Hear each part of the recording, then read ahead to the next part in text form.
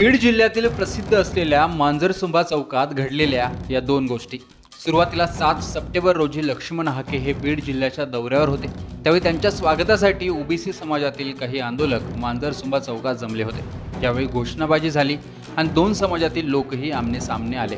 जमलेल्या आंदोलकांनी संतोष देशमुख हत्या प्रकरणातील आरोपी वाल्मिक कराडच्या समर्थनार्थ जोरदार घोषणाबाजी केली। वाल्मिकांना तुम आगे बढ़ो, हम तुम्हारे साथ है, वाल्मिक अन्ना अंगार है, बाकी सब भंगार है अशा घोषणांमुळे तणावाचं वातावरण चौकात होतं। काही ओबीसी आंदोलकांनी घोषणा देणाऱ्या गोंधळ घालणाऱ्यांना रोखण्याचाही प्रयत्न केला होता। त्यानंतर लक्ष्मण हाकेंची बोगलवाडीत सभा झाली आणि तिथेही जरांगेंवर टीका केली गेली। त्यानंतर आता 9 सप्टेंबरला त्याच चौकात मराठा आंदोलक आणि संतोष देशमुखांचे भाऊ धनंजय देशमुख पोहोचले आणि त्यांनी 1 मराठा लाख मराठाच्या घोषणा देत मनोज जरांगेंचा फोटो चौकात ठेवला आणि दुग्धाभिषेक करण्यात आला। त्यावेळी धनंजय देशमुख आणि मराठा आंदोलक काय म्हणाले ऐका। एकीकडे नेते मंडळीने यायचं, सामाजिक सलोखा बिघडलाय, त्याच्यासाठी आपल्याला प्रयत्न केले पाहिजेत, सगळ्यांनी एकत्र आलं पाहिजेत म्हणणं, हे जे बोलणं होतं ते एकदम चुकीचं होतं त्यांचं। कारण हे सिद्ध झालं परवा दिवशी, या आरोपीचं समर्थन करणाऱ्या लोकांचं त्या व्यक्तींनी, त्या नेत्यांनी कधी निषेध केलेला बघितलं का 2 दिवसात? जर त्यांना सामाजिक सलोखा तयार करायचा आहे तर पहिले त्या लोकांचा निषेध त्यांनी केला असता, त्या लोकांना समज दिली असती।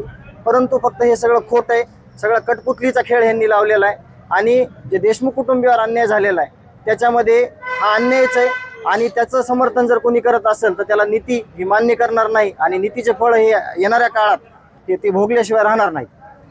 कशा पद्धतीने निषेध करणार या संदर्भात तुम्ही काही तक्रार वगैरे करणार आहात त्या लोकांविरोधात? नाही, एसपी साहेबांना मी लिगली फोन केला होता की या व्यक्तीविरुद्ध मला काही तक्रार करता येईल का?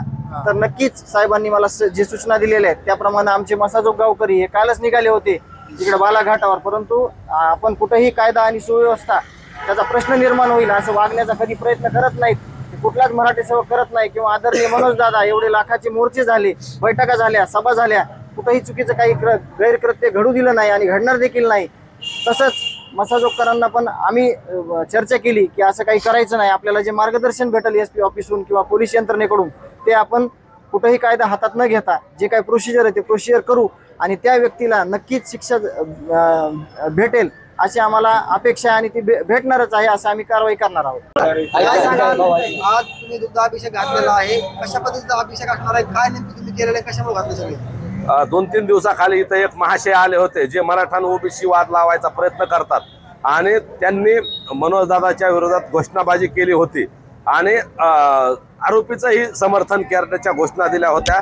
त्या दोन्ही गोष्टीमुळे आज बालाघाटावरले सगळे आमचे सहकारी बांधव आहेत, त्यांनी पाटलांच्या प्रतिमेला दुग्धाभिषेक करायचं ठरवलं आणि आम्हाला बोलवलं। धनुभाऊ आम्ही सगळे आलो या सगळ्यांच्या बोलवल्यानंतर आणि आमचा उद्देश यातून एक होता की मनोज दादांच्या बाबतीत तुम्ही किती खालच्या पातळीला बोला, आम्ही त्यांना दुग्धाभिषेकाने पवित्र करू आणि मनोज दादा हे पवित्रच आहेत। आमचा लढा आरक्षणाचा आहे, आमचा लढा लोकशाहीतला सरकार सोबत आहे, सर्वपक्षीय राज्य सहकार्या सोबत आहे। आमचा लढा ओबीसी सोबत नाही, आमचा लढा इथल्या कुठल्या नेत्याविरोधात नाही। पण जाणून बुजून मराठा ओबीसी वाद लावायसाठी काही बाहेरून आलेले पार्सल जिल्ह्यात येऊन वाद निर्माण करतायत आणि अश्लील कमरेखालची भाषा बोलतायत, चुकीच्या पद्धतीने बोलतायत। त्यांना हे गांधीगिरी पद्धतीने लोकशाही पद्धतीने आम्ही आज उत्तर दिलेलं आहे। आम्ही रस्त्याच्या बाजूला अभिषेक केला, त्या बाबतीत धनुभाऊ अधिकचं बोलतील पण ते चुकीचं आहे। आरोपी कुठलाही असो, आरोपीला जात धर्म काही नसतं, त्याच्यामुळे कुठल्याही आरोपीचं असं उदात्तीकरण होता कामा नये ही आमची सगळ्याची। अशा प्रकारे आधी ओबीसी मधील काही आंदोलकांनी त्यातील काही लोकांनी वाल्मिक कराडच्या नावाच्या घोषणा दिल्या आणि त्यानंतर मराठा समाजाकडून थेट जरांगेंच्या फोटोचा दुग्धाभिषेक चौकात करण्यात आला। त्यामुळे मांजरसुंबा चौकातील या दोन गोष्टींची चर्चा होते। त्याआधीही बीडमध्ये गोपीनाथ मुंडेंचा फोटो असलेला बॅनर काढण्यावरून वाद रंगला होता।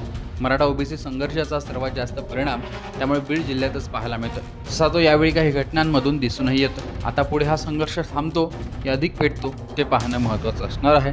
पण बीडमध्ये सुरू असलेले हे प्रकार याविषयी तुमचं मत कमेंट बॉक्समध्ये सांगा। लोकमतचं यूट्यूब चॅनल सबस्क्राईब केलं नसेल तर आठवणीने सबस्क्राईब करा।